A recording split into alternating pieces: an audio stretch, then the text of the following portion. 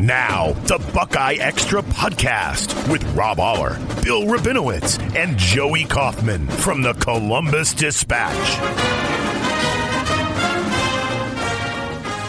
Hello, listeners. Welcome back to the Buckeye Extra football podcast. Ohio State is in preseason training camp. The season is not too far away, and we're going to talk about some preseason training camp. We're a little over a week into that, approaching almost really 2 weeks now. And I guess maybe Bill, Rob, let's start with the quarterbacks, which is shaping up to be a tight quarterback competition as it appears between Lincoln Kienholz and Julian Sayin. That continues as we approach here to the 2 week mark. Yeah, this is around the time that Ryan Day has announced the quarterbacks in previous years. The exception was, I think, the McCord-Devin Brown competition. What was that, 2 years ago? That seemed to drag on and actually dragged on into the season. And then we've kind of found out in retrospect that was because neither guy seized the job. And it was really because Devin Brown had at least one bad scrimmage toward the end, and that gave Kyle McCord the job.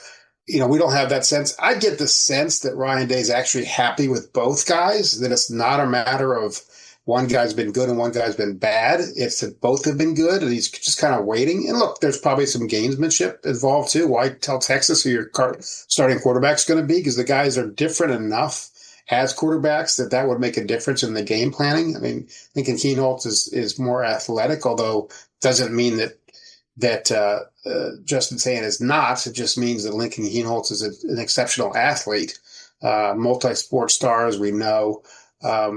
I still think Julian Sayin's the front runner. I have not heard anything to indicate to me that that's not the case, but I have no inside information. It's not like anyone's confiding in me and telling me what's going on. But, you know, I just think he's a 5-star guy who throws a really nice ball. It just seems to me like he's the front runner, but I wouldn't be absolutely shocked if it's Kienholz. Yeah, there's some intriguing little clues being dropped. And like Bill said, maybe it's gamesmanship. A couple things. When Ryan Day was asked, you know, what does this competition remind him of the previous ones, he picked out Dwayne Haskins and Joe Burrow, which I find interesting. He said it was kind of similar to that one, which, of course, we know what happened there. Haskins won the job. Joe Burrow transfers to LSU, and he's Joe Burrow. He was never heard from again. Dwayne Haskins, rest in peace. We know that's a sad story. But the bottom line there is that, you know, Haskins was the gunslinging, that he had the arm, and he unbelievable thrower, passer. And Joe Burrow was a little more athletic. Well, I guess you can, insert Kienholz as Burrow, and then Sayin is maybe the quick release guy like Haskins was. I wouldn't put too much stock in that, but I thought it was interesting that of all the competitions, there's been a few, he went back and picked that one. The second thing is, Ryan Day went on and on Tuesday. What is that? August 12th, yesterday. We're supposed to say we have to give dates now, folks. But not on podcasts, we don't. August 12th, he went on and on about it was Monday, actually. It was Monday. The importance of the Iron Buckeye, which is, what is the Iron Buckeye? It's the guy who excels in the weight room during the winter off season. They rate highly. I think there's gold Buckeye and Iron Buckeye, and Iron Buckeye is the highest. Jeremiah Smith was an Iron Buckeye. I'm not even going to attempt to pronounce the name. Who's Austin Saraville? Austin Saraville. Not that hard. He was Iron Buckeye, and he's coming on strong. So the inference there was that if you're an Iron Buckeye, you've got a leg up on being a starter, because Day said not too many guys that were Iron Buckeyes or Gold Buckeyes didn't play a lot. Now, we don't know what Julian Sayin was. I assume he's a Gold Buckeye. I shouldn't assume that maybe, but my guess is because if he wasn't a Gold Buckeye, then it gets very interesting in terms of, was he was he good enough during the winter and the conditioning and the leadership and all the things they look at to really win the job? So they dropped that in there, and maybe it was just a little, maybe we're reading or I'm reading too much into it. I just found it interesting that he really praised Iron Buckeyes as the guys who were the backbone of the team. And Lincoln Kienholz was an Iron Buckeye. So those couple of things I thought were really interesting. I was going to add, they have not historically had a ton of quarterbacks named Iron Buckeyes. And I can't tell that is just a nod to Lincoln Kienholz's athleticism and that special background that he has. Because to me, ultimately, you want a quarterback who can just manage the whole deal and make all the throws. That may tilt things more toward Julian Sayin. But to me, this does feel like a genuine quarterback competition, which is really how I read his comments about Joe Burrow, Dwayne Haskins. Maybe it's. I think it would be premature to say, well, just like Burrow and Haskins, these two will be first-round draft picks at quarterback. To me, that's more of an acknowledgement of this is actually a genuinely close competition where they're going to have to make a real decision, and you're probably better off picking that as your example to highlight than Kyle McCord versus Devin Brown, which I don't exactly think will give your fan base all the warm and fuzzies 2.5 weeks before you play Texas. I agree with that. I do think that the style of the two quarterbacks probably best fits Haskins and Burrow. I mean, like Bill said, I don't think Sayin's not some, he's not, running in cement. I mean, he's athletic enough, but, Kienholz is just like super athlete, multi-sport guy. And it'll be interesting. Ryan Day has talked about how he favors those guys too. He thinks the guy should be multi-sport. Now, maybe he's just, this is psychology 101. Maybe he's just pumping up Lincoln Kienholz to keep him, engaged.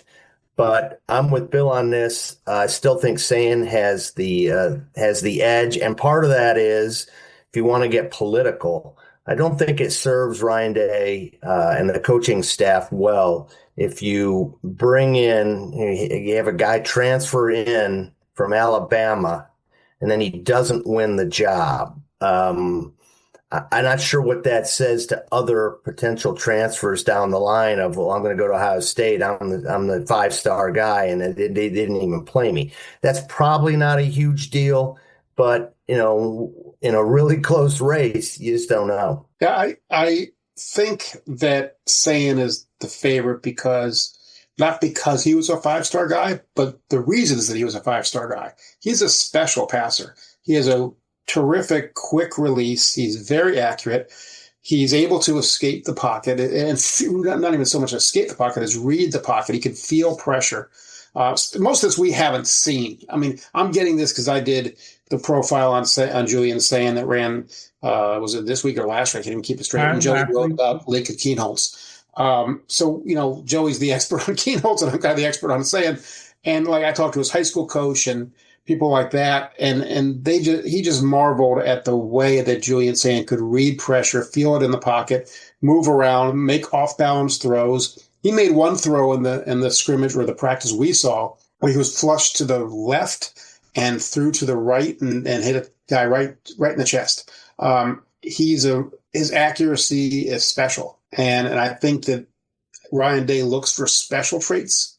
I think that's his special trait. He's got a quick release. He's got a very, very accurate arm. And I think the leadership will come in terms of the vocal leadership. I went to lunch with him for this profile and talked to him for an hour. And he is a very quietly confident young man. He's not flustered. And that's the other thing. He doesn't get flustered. I kind of said to him, in 3 months, you're not going to be able to do this. Go out in public and not get mobbed, hopefully. I mean, that's the plan at least. And, he's just kind of nonplussed about it. So, if it happens, it happens. He's a combination of almost the stereotypical California laid back thing. It's, again, it's a stereotype. And also has a very real, if understated, competitiveness to him. He grew up with an older brother who, beat the crap out of him, everything his older brothers tend to do. And that toughened him up. I mean, this is a kid who, for 8th grade, decided to go up to L.A. to go to the sports academy school an hour and a half away, whatever traffic would be in LA, instead of going to school with his friends. That's how serious he was, even at that age. So football matters to him. I think he's got the intangibles. He's not Will Howard. There are very few Will Howards out there that just kind of command a room just by his presence. He's much more understated, but I think he can be an effective leader. And, again, we'll see. I mean, the fact that Lincoln Kienholz has pushed him this far is a credit to Lincoln Kienholz. Yeah, I think Lincoln Kienholz really has come a long way in his own right, especially from the last time Ohio State fans saw him in the Cotton Bowl, where he was just overwhelmed and I think probably ill-prepared for that moment. I mean, only weeks earlier, he was a third-string quarterback. Then he ends up having to move the depth chart due to Kyle McCord transferring, Devin Brown getting hurt, and he had not enrolled early. So he was a true freshman in the sense that he'd only gotten there in the middle of summer and then gets thrust into it in the bowl game against a top 10 team. And he also did not grow up where he was only playing quarterback. In South Dakota, he played football in the fall, played basketball in the winter, baseball in the spring, was also a high jumper in middle school. So he has a versatile sports background and playing all those sports that I think help him now in some ways in terms of the way quarterbacks have to move and make throws off platform and just have some athleticism to pick up yards as well. But I think in terms of reading defenses, in terms of all the intricacies that go with playing a quarterback, he was probably further behind than most freshmen who come to Ohio State. And he mentioned that himself as well, that his freshman year, he was not as far along in the process because he delayed his enrollment. And by really delaying his enrollment, it means enrolling like any other freshman. But in this day and age, if you're not there for spring practice, it almost feels like you're behind. So that didn't help him a ton in 23, and it probably didn't help him in 24 either, where he was trying to push for the spot of the depth chart, and he ends up being fourth string behind Julian Sayin, which I think only enhanced Sayin's status as the front runner going into this QB battle. Yeah, I can just tie this off with it's interesting that it's Texas in the opener, which does probably impact the decision somehow. And I don't know which way, but which guy is ready to step into that vortex and get it done? I mean, you could say Sayin has gotten a little more time in real games, but he's also, a year younger? He hasn't been in the system quite as long. Is Ryan Day going to say, okay, we need somebody who kind of is just going to manage things, and we don't need to have the great passer in this game.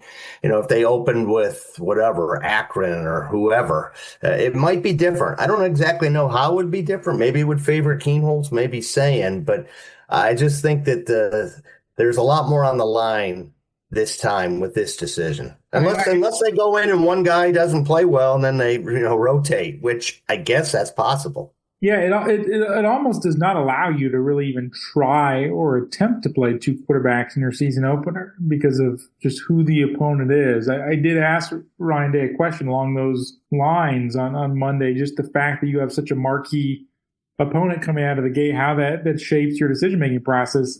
He mentioned the fact that because it's only two quarterbacks really competing for the job, they're able to get them a lot of competitive reps. I think it would have been much harder last year where you were trying to, although I say it was much harder, Will Howard, that was an inevitability of Will Howard winning the job. But let's suppose there's a situation like last season where you have three quarterbacks who are earnestly in the mix, maybe even four, and you're trying to parse it all. I think that makes it harder. I think it's a lot easier to split and divide up reps among two primary guys for this quarterback job. I think that's true. It's just going to be me and you, Joey, from now on. Our third colleague has departed us. We knew that he had somewhere he had to go. So in case you don't hear Rob anymore, there's a reason for it. He didn't just drop us. Only quarterbacks for Rob today. I do want to add one more thing on the quarterbacks before we go into some other things we've learned early in camp and in other parts of the roster. I think what's interesting about Ohio State quarterback competitions in the Ryan Day era is that they are almost always competitions, but very rarely has it actually felt like a true competition. This does tilt more toward the genuine competition side of things. But even when there has been a more of a real competition, they've typically, I think, gone as you would expect. There really hasn't been any point in time where we've been surprised by the results. I think 23, maybe how it played out of it carrying into the season was a little bit of a surprise, but you expected Kyle McCord was going to win that job. And then in the previous years, you expected C.J. Stroud, you expected Justin Fields. When Will Howard transferred last year, you expected he was going to win the job as a transfer. So typically, the guy who's expected coming out of the spring game or spring practice to win the quarterback job in training camp has done so. And I think that's hard to really separate just sort of the past patterns of these things, that it's typically gone chalk. And that's a hard, I think, thing to shake from your mind. The one that was a legitimate competition that did go down to the wire, this is before your time, was the Cardale Jones JT Barrett battle in 2015, in which they didn't know until literally right before the series began. Urban Meyer taps Cardale on the shoulder. It's you. They honestly had no idea. And, I mean, I know this for a fact. So this, I don't think, will be like that.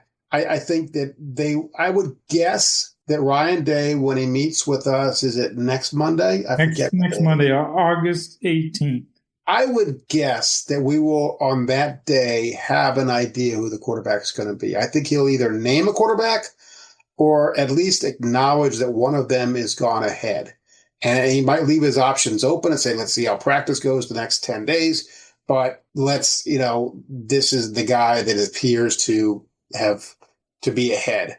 I don't think he's going to anoint somebody to say, this guy is the guy, because you still have a little practice. I would expect that. I wouldn't be shocked if it doesn't happen. He may very well on Monday say nothing's changed. But anyway, that's where the quarterback situation stands. That people ask sometimes, do those guys get along well? And by all indications, they do. I mean, Lincoln Kienholz and Justin Sayin, again, their backgrounds are so incredibly different. I mean, you talked about, what was he, castrating cattle or something like that? Is that what you wrote? His grandfather managed tens of thousands of acres of farmland on a reservation and along the Missouri River. So in the summers between sports, Lincoln would help castrate cattle and fix irrigation pivots and do all sorts of other things you do on a ranch in South Dakota that you do not they don't have those in Carlsbad, California. No, you don't. I don't think Julian Sayin would. I think it'd be a different world. He was boogie boarding, and I didn't get this in the story. It just didn't really fit. I was quite amused that he's a big Curb Your Enthusiasm fan. I just think that's just hilarious that a 20-year-old, kind of gets that humor and appreciates that humor. And his family told me that he's a little bit like Larry David. He's not socially awkward and, rude like Larry David could be, but there's a little bit of a world attitude, like that, just a little smidge of it, which I thought was amusing. Again, I wish I'd gotten into the story, but it just, I wrote like whatever. It was long enough. Yeah, it suggests he's a little bit of an older soul. Yeah, and his mom did tell me that. I hope you read the story and Joey's. His mom said, he's the youngest of our 4 kids, but he, in some ways, is kind of the old soul of the kids. He has 2 older sisters who are considerably older, and then a brother who's about 2 years older. And the brother played quarterback at Penn, so he was a good player too. Anyway, I think we've covered the quarterback situation. We have not. Joey's. I was going to add one more thing. I do think it's easier for guys to be friendly among each other, quarterbacks in this era of college football, because look, if either Lincoln Kienholz or Julian Sayin isn't the starting quarterback, they each can have options. Their futures in college football are not tied to each other. They are in terms of maybe the future at Ohio State over who is the starting quarterback for years to come and who's entrenched atop the depth chart. But it's not as if one blocks the other from having a career somewhere else. I mean, they both have multiple years of eligibility left. Julian Sayin has 4, Lincoln has 3. If it doesn't work out for them this year, they can go into the transfer portal and have options down the line. Not predicting that.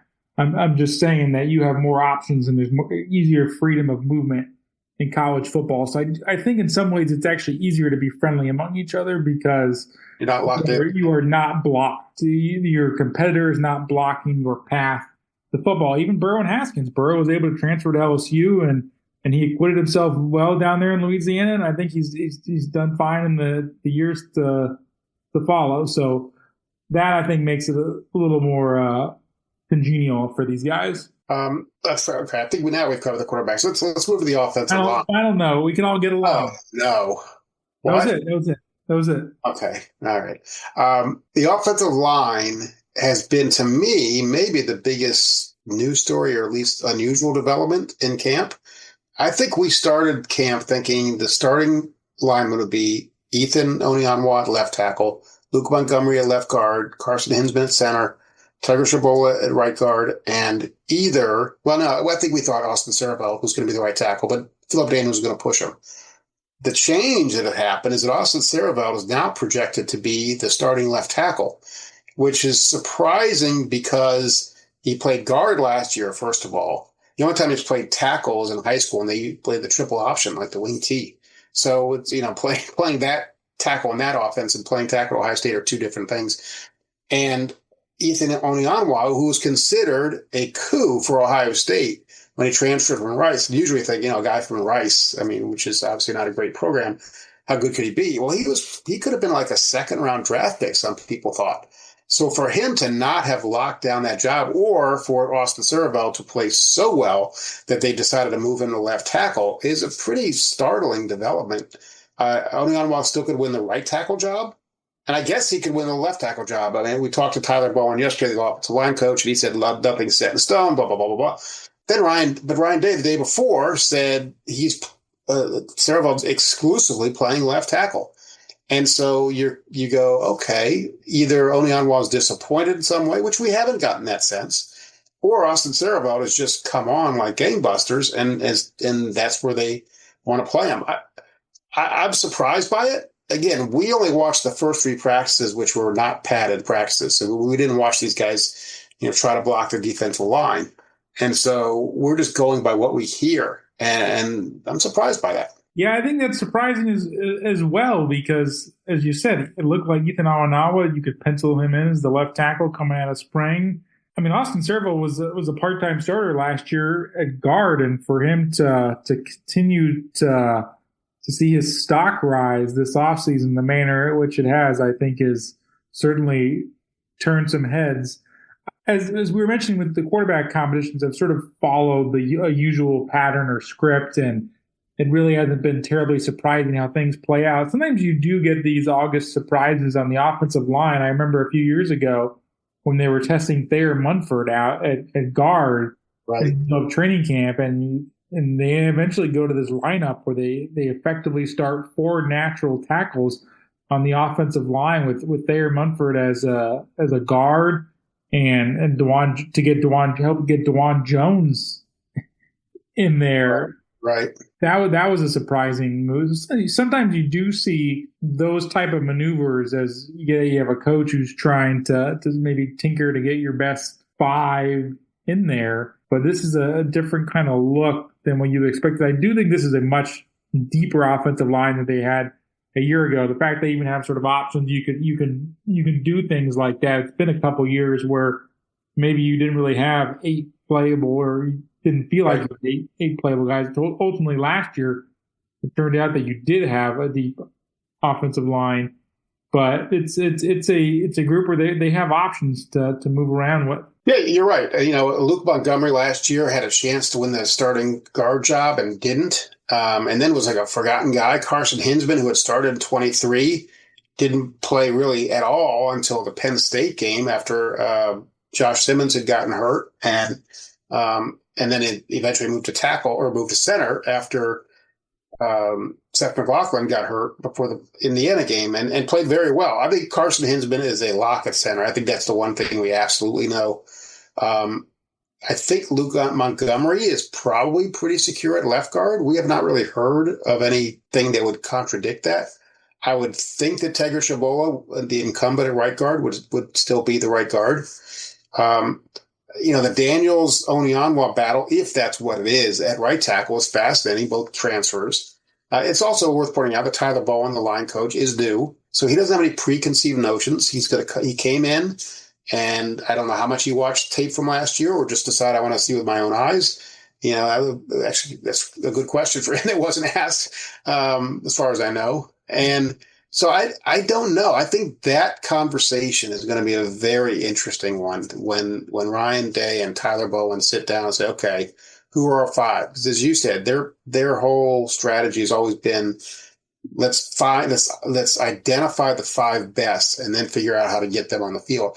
If I were a coach, I'd actually probably go with a different approach in terms of, okay, what's the best combination, which might not necessarily be the five best players, because when they did do the 4 tackles on the offensive line, they didn't play all that well. Paris Johnson had his struggles a little bit at guard. It was the first time he'd ever played guard. It wasn't seamless. And so, but that's their strategy. Their idea is, let's find the 5 guys that we think are the best and then slot them where we think they would fit best. Yeah, in the recent history of offensive line musical chairs, it has seemed Ohio State has had better luck when they have had a surplus of guards and they've needed the guards to play at tackle than when they've had a surplus of tackles and push them into the interior, because that's what happened last year, where you had all those tackle. You lost Josh Simmons, and then you bump out Donovan Jackson to left tackle, and you have then you end up having a rotation at guard later in the year with Luke Montgomery, Austin Servo, and Tegra Shabola in the playoff. That seemed to work, where you had all these guards, and then Josh Fryer, who might have been more of a natural guard just based on his size and what he could do there on the right side. But then a few years ago, as you said, in 21, where you had that offensive line configuration with 4 natural tackles, it always felt like they actually struggled in some short yardage rushing situations. So I'm still trying to wrap my head around the idea of Ethan Oniawa, 6'7", 330-pound offensive lineman lining up at guard. And he came to Ohio State at 360 pounds. He has lost a lot of weight. So he's a little leaner, but he's still so long. And that's such a big guy to play in the interior. Can you get low and create some leverage there? That'll be the question for him if he ends up being a guard, or maybe he prevails over Phillip Daniels at right tackle, which was, you knew Phillip Daniels had some starting experience. He started 4 games at Minnesota last year and would get a look to start on the offensive line, but he did not have this sustained track record of starting in the Big Ten, where he was just a natural plug-and-play option. He was going to have to earn it, and by all accounts, he seems to be doing so at this stage of August. Oniawa did play right tackle at Rice earlier in his career, so he has experience, so that would not be a big adjustment. If he's a guard, though, you have to think about this. He's 6'7". If Julian Sayin's the quarterback, he's 6'1". And so that could be an issue. I mean, you don't want to pass it off the top of the guy's helmet. I'm not saying that would happen very much. 6'1" is not, it's not maybe the prototype size, but it's not tiny either. There have been plenty of successful quarterbacks shorter than Justin Sayin is, or Julian Sayin is. But it would be something to think about, at least if Oniawa's, and I'm not sure where he would play as a guard. I mean, is he going to replace Montgomery or Shabola? I doubt it. But again, that's why that offensive line configuration is going to be interesting when it's finally revealed. And the other thing, too, is do they try to rotate it all like they did last year in the playoff? I mean, that was an unusual situation.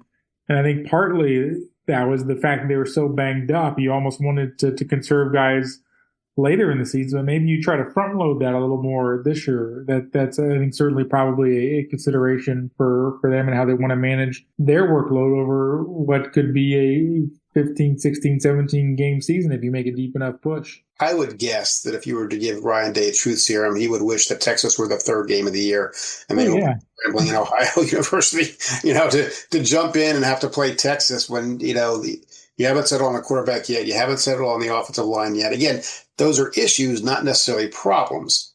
And there is a distinction because it's not as if he has seemed very happy with the quarterbacks and he seemed happy with the offensive line. It's just who they're going to be.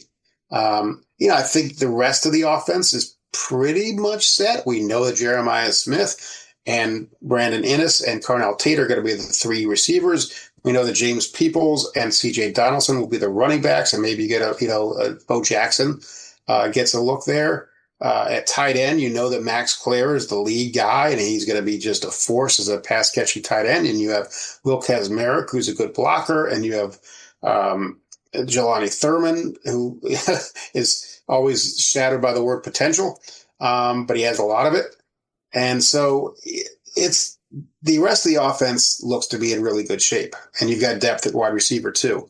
It's just those are the positions. And then you look at the defense and you go, even though they're replacing 8 starters, we have a pretty good idea who those guys are going to be. Yeah, because I think at certain spots you think Arvell Reese is on the cusp of a really right great season. You look at the secondary, you have somebody like Jermaine Matthews, who's played in big moments. I mean, he filled in for Denzel Burke in the second half of the Cotton Bowl when Burke was banged up. So he's played important snaps and at this level of college football, and he's going to fill in on a more frequent basis. Then you have Caleb Downs in the secondary, who's probably the best defensive player in all of college football. I think the X factor for the defense is the defensive line. We saw Edric Houston go down the first day of fall camp, and he's somebody they're projecting to start as defensive tackle. He's a former 5-star defensive end. You move him inside. He's got really some good twitch and an ability to be able to be a force in the interior. He is, I think, the weeks to follow have seemed encouraging for him.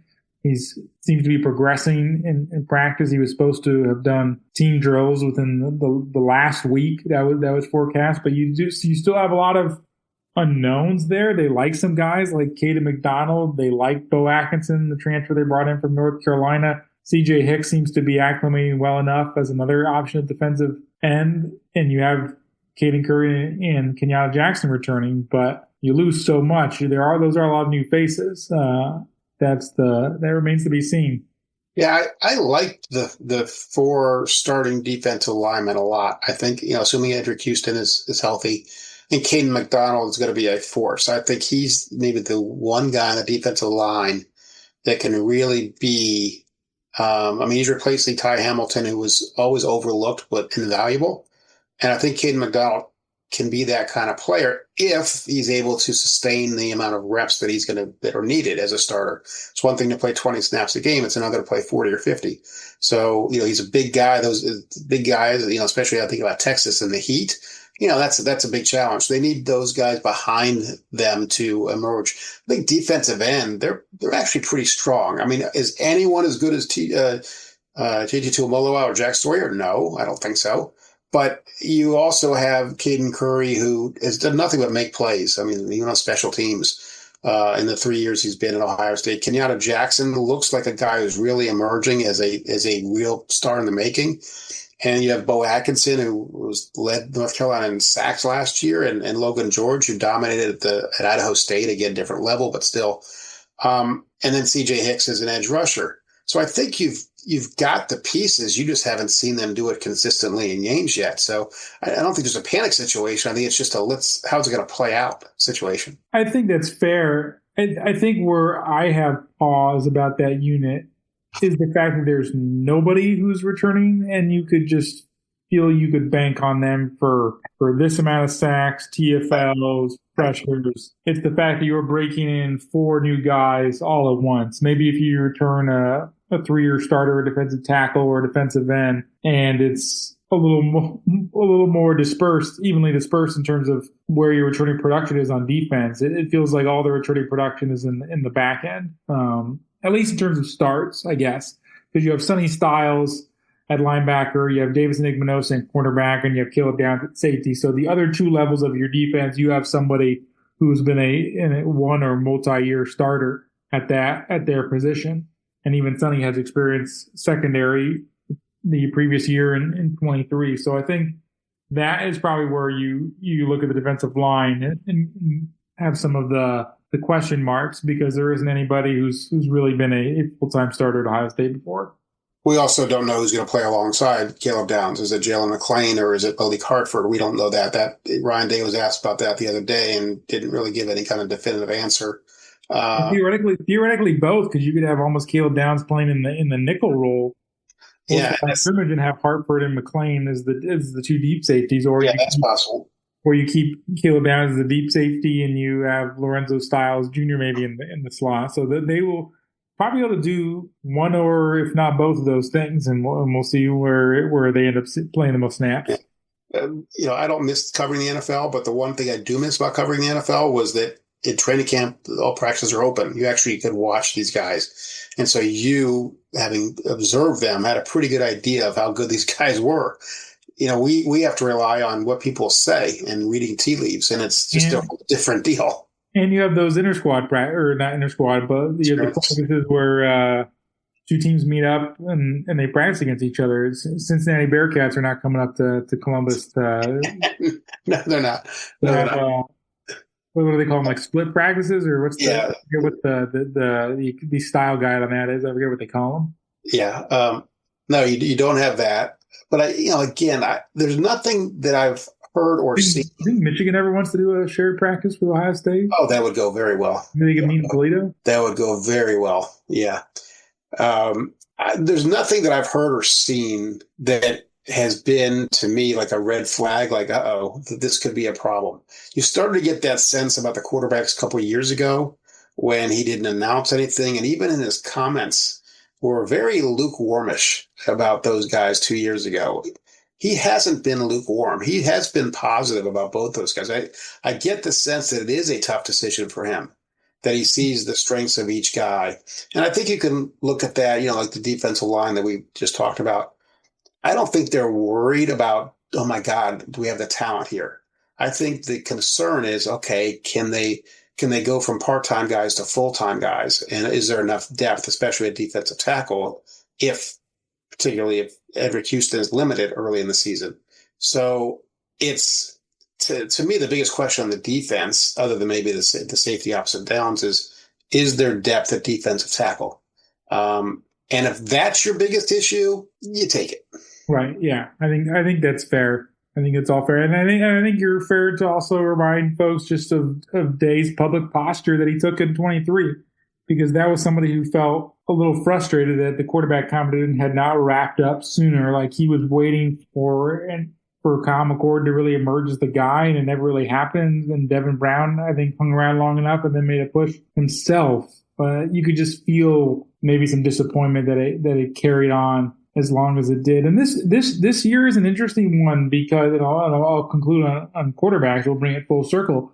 But last year, Ohio State wins a national title with Will Howard, who was not maybe the purest of passers that they've had at Ohio State. You look at C.J. Stroud, fits that profile. Dwayne Haskins fits that profile. But you have more of a quarterback who can do a lot in leadership and can do a lot in the huddle and can pick up tough yards, fourth and short, and run the ball. And maybe Lincoln Kienholz gives you that, even though Julian Sayin might be the pure passer, but one led you to the stage where you get to lift the national championships trophy. So I wonder if that is a thought at all. Just they've had great success with quarterback development, but the quarterback profile that they had of last year and Will Howard was different than what they had earlier, but that was the one that led them all the way to the title. Yeah, there are all kinds of quarterbacks, right? I mean, none of Ohio State's quarterbacks have really been all that similar. I would say Haskins and C.J. Stroud are probably the closest to each other because they were both just so gifted as passers and didn't really run very much. But that was, Justin Fields was probably closer to Braxton Miller in terms of dual threat. And these guys, I think, especially Sayin, is much more of a pure passer. He's not a statue. He can run. He's the kind of guy who's going to run for a first down instead of a 70-yard touchdown, though. Right. Kienholz could be a guy who could take it a long way. Now, I don't know how fast Kienholz is. I think he's fast, but I don't think he's like lightning fast. I think it's more of just he's just a special athlete. He's a very special athlete. I mean, he could have been a baseball prospect. He apparently is like a scratch golfer. He's just one of those guys that you give him, you tell him, go play this sport that we just invented, and he's probably going to win it. We're saying, I think, is much more of a technician in terms of, okay, my job is to be a quarterback. I've trained myself to be a quarterback. I know the ins and outs of the position. A kid who was like 5 years old playing Madden with his older brother, they knew when to put receivers in motion. because I mean, that's how advanced they were at that age. Their dad coached them in youth league. I don't think he was bred to be a quarterback, because that implies like the parents pushed him into this, and that's not at all the case.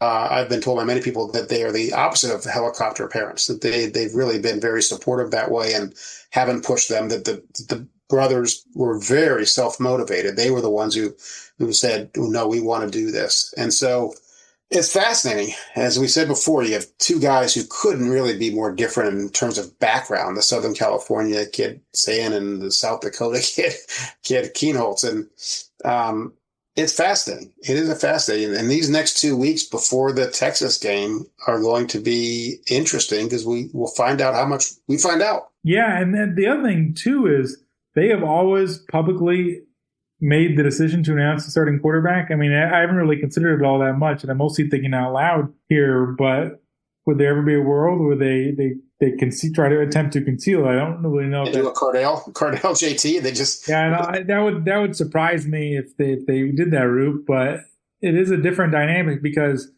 they've only once in the Ryan Day era had this type of opener, and it was 22 against Notre Dame, and you did not have the quarterback competition going up into that opener. You had C.J. Stroud returning. It was his second year as a starter, and this is different. You have two things happening simultaneously: the number one ranked team coming into your stadium in week one, and you are trying to pick one of your passers to start that game. Yeah. So, I guess I'd like to end it on this. I've been fascinated by Ryan Day's kind of demeanor and his body language and just what he has said about this team. You know, I think the pressure is off in terms of it's not a natty or bust season. I mean, it's just not. But they're number 2 in one poll and 3 in another. So they are legitimate national championship contenders. There's no question about that. They have the talent to do it, to repeat, which is something no Ohio State team has done. I get the sense that having this boulder lifted off of his back, that Ryan Day really is enjoying this team, is enjoying a new group of players. He loved that 24 team. He loved, as people, he loved those guys.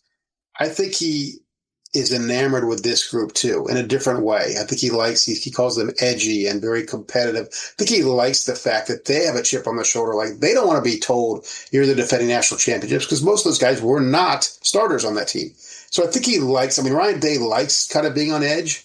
It's not as obvious about it as Urban Meyer was, but I think he likes this idea of, we're going to show you. Not everyone's counting us out, because again, they are ranked highly, but these are guys that haven't been in this role, and let's see if these guys can do it. I get the sense that he's enjoying this team, whereas some coaches with all these new faces would be like, oh man, I hope this doesn't fall apart. I don't get that sense from him at all. I think he's excited to kind of unveil this team, and maybe they beat Texas, maybe they don't. Unlike past years before a 12-team playoff, that could it's not a deal breaker. You could get in with one win, but you're in August and you have no margin for error already if you lose. That's not the case this year. I think it's conceivable, depending on how it would play out, that a 3-loss Ohio State team could qualify for the playoffs. I wouldn't want to test that hypothesis, but when you look at a team that plays Texas and plays Penn State, and obviously you have Michigan, and then you have some other tricky games like Washington, at Illinois, at maybe Wisconsin. That's a pretty tough schedule. So I think that, if they beat Texas, then it's like the whole thing opens up. Now you got plenty of margin for error. But even if you lose to Texas, as long as you don't get blown out and look terrible in the process, I don't think it's going to hurt you all that much. Not in the voters, just maybe in terms of the restlessness among the folks. The fan base won't like it, but it's not a four-team playoff anymore. Yeah, the selection committee folks, the pollsters, I don't think are going to ding you too much. Just John Q. Buckeye, I don't think we'll take too kindly. And Texas has a lot of new pieces too. I mean, Arch Manning's obviously, the long-awaited debut of Arch Manning as a starting quarterback, but he hasn't played much either. Certainly not against the competition he's going to face against Ohio State. And they've got a bunch of guys and new guys on the offensive line. I mean, this is, this is not a finished product either that's coming in. They're obviously a very good team, but I don't think we're talking about 2001 Miami here. No, perhaps not. But it'll be a good fodder nonetheless. A little over 2 weeks until that game happens at the Horseshoe. That was Bill Rabinowitz. That was Rob Oller was earlier. Billy Kaufman. Thanks for joining us on this episode of the Buckeye Extra Football Podcast as we get closer to the start of the last day football season. Thanks for listening. Be sure and subscribe to the Buckeye Extra Podcast in the iTunes Store, the Google Play Store, or on Stitcher.